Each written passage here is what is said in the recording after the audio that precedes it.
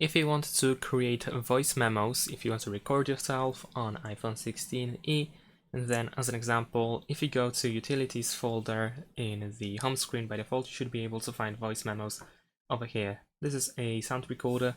Let's press continue, where we can record ourselves and create voice memos. We can simply press this red button at the bottom of the screen in order to start a new recording.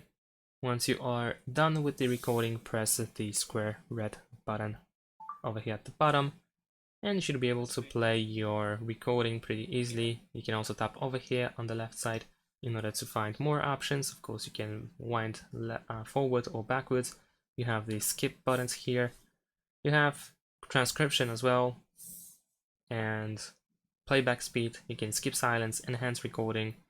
You can tap on these three dots over here in order to copy the transcript or trim the audio recording, sorry. Or you can even replace the whole recording by pressing this replace button. And that is essentially it. Remember that you can also go back over here by pressing this arrow in order to find, for example, recently deleted as well. And that's pretty much it. Thanks for watching, leave a like and subscribe to my channel, and see you in my next videos. Bye!